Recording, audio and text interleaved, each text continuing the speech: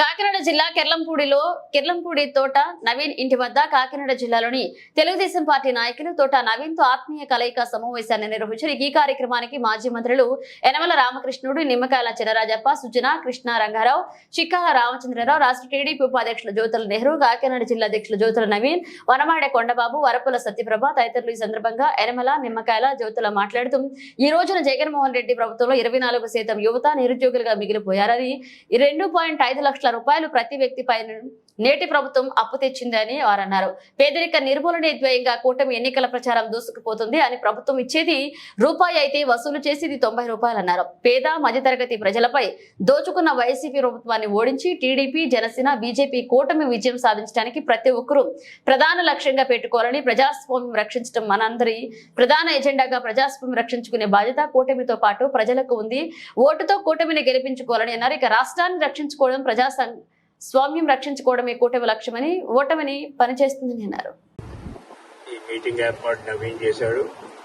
అదేవిధంగా మద్దతు పలకడమే కాకుండా ఈ కోరికలు తీర్చడానికి చాలా శపథాలు చేశాడు. ఆ శపథాలు తీర్చడానికి మేము కూడా ఆయనతో భాగస్వాములు అవుతాం. ప్రభుత్వం పూర్తిగా సెలవు మీరేమన్నా అడిగేది?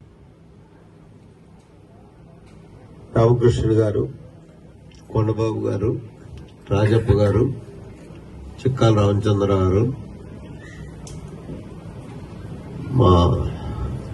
అదే రకంగా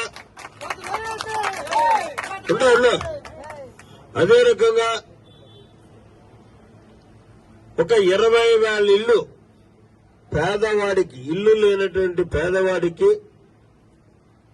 G+2 ఇల్లును మా నియోజకవర్గంలో నిర్మాణం చేయించి ఉచితంగా ఇళ్లు ఇచ్చేటటువంటి బాధ్యతను కూడా ఇవాళ నవీన్ తీసుకున్నటువంటి పరిస్థితి ఉంది.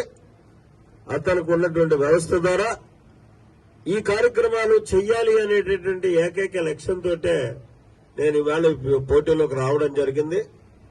ఇంకా రెండోది, ఒక దుష్ట పాలన అంతమొందించాలి. ఆ అంతమొందించాలంటే పోరాట తత్వం కలిగేటటువంటి వాళ్ళు శాసనసభలో ఉండాలి. మెత్తగా ఉంటే తెలివితేటలుంటే సరిపోదు.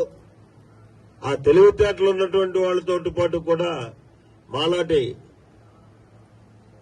వాళ్ళు కూడా ఉండాల్సినటువంటి అవసరం ఉంది. రేపు శాసనసభలోని ఈ అన్నింటినీ ప్రామాణికంగా తీసుకుని వాళ్ళు నేను ఈ ఎన్నికల్లో పోటీ చేస్తున్నాను. ఆలోచన చేయండి, విచక్షణతోటి నన్ను గెలిపించండి. గెలిపించి మీకు సేవ చేసేటటువంటి అదృష్టాన్ని కల్పించండి.